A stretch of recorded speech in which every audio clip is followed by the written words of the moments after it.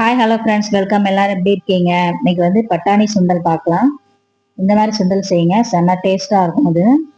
இது கூட என்னெல்லாம் சேர்க்கலாம் அப்படின்னு பார்க்கலாம். இது பட்டாணி வந்து ஒரு 2 மணி நேரம் ஊற வச்சு எடுத்துருக்கிறேன்.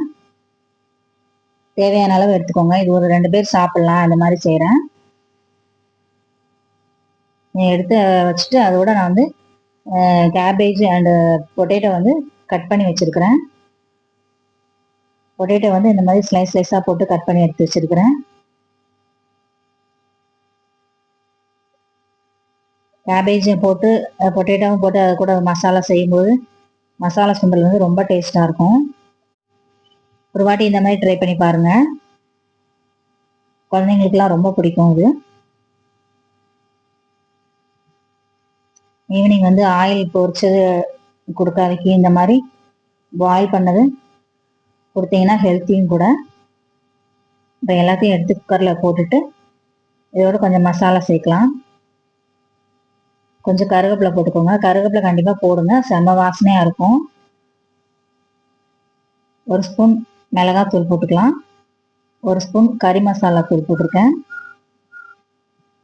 அதோட ஒரு 1/4 ஸ்பூன் மஞ்சள் தூள் சேர்த்துக்கலாம்.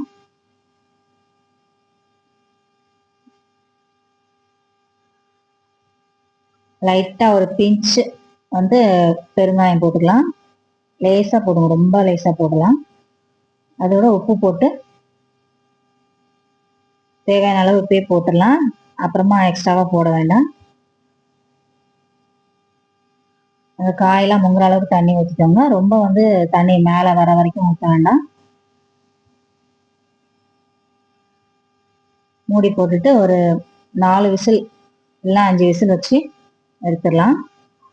ஒரு விசில் வச்சுட்டு ஹை ஃப்ளேமில் வச்சுட்டு 3-4 விசில் வந்து ஸ்லோ ஃப்ளேமில் வைங்க. நல்லா சூப்பராக வெந்துடும். இப்போ வந்து நல்லா விசில்லாம் இறங்கிடுச்சு, நல்லா வெந்துடுச்சு பாருங்க. செம்ம வாசனை வருது. அந்த கருவேப்பிலை கறி மசாலாவோட சேர்ந்து அந்த பட்டாணியோட சேர்ந்து வெந்திருக்கிறதுனால செம்ம வாசனையாக இருக்கு. இதோட வந்து ஒரு டேபிள் ஸ்பூன் வந்து கடலை மாவு. இது வந்து போட்டு கொதிக்க வைக்கணும் அப்படின்லாம் அவசியம் இல்லை. நல்லா சூடாக இருக்கும் போதே அப்படியே தூவி விட்டுட்டு நல்லா மசிச்சுக்கோங்க. நல்ல திக்காயிரும். மாவு கரைச்சி ஊற்றி மறுபடியும் கொதிக்க வைக்கணும் அப்படின்லாம் வேண்டாம், இப்படியே போட்டுக்கோங்க, சூப்பராக இருக்கும். நல்ல மத்து இருந்தால் போட்டு நல்லா மேஷ் பண்ணிக்கோங்க. அவ்வளோதான், சூப்பராக ரெடி ஆயிடுச்சு பாருங்க மசாலா சுண்டல். சர்விங் பவுலுக்கு மாதிரிலாம். இப்போ ஒரு ஆனியன் கொத்தமல்லி கட் பண்ணி வச்சிருக்கிறேன். ஆனியன் வந்து நல்லா பொடிசாக கட் பண்ணி வைங்க, அப்போதான் எடுத்து சாப்பிடும்போது நல்லா இருக்கும். பெருசாக கட் பண்ணி போட்டிங்கன்னா நல்லா இருக்காது. பொடிசாக கட் பண்ணி எடுத்துக்கலாம். இப்போ ஒரு பவுலில் மசாலா ஊற்றிடலாம் பட்டாணி சுண்டலை.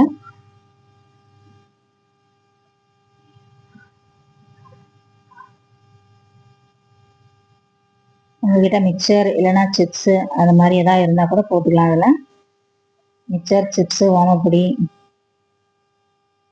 அந்த மாதிரி எதாவது இருந்தால் போட்டுக்கோங்க. மசாலா சுண்டல் போட்டுட்டு அதுக்கு மேலே ஆனியன் போட்டு, மாங்காய் உங்களுக்கு புளிப்பு பிடிக்கும் அப்படின்னா அதை துருவி கூட போட்டுக்கலாம். கொஞ்சம் ஆனியன் போட்டு கொத்தமல்லி சேர்த்துக்கோங்க. நான் என்கிட்ட மிக்சர் இருக்கு, இன்னைக்கு மிக்சர் கொஞ்சம் போட்டுக்கிறேன். பொட்டேட்டோ சிப்ஸ் இருந்தால் கூட போட்டுக்கலாம். உங்கள் வீட்டில் என்ன வந்து மசாலா ஸ்நாக்ஸ் இருக்கோ அதை கொஞ்சம் அப்படி போட்டுக்கோங்க மேலே.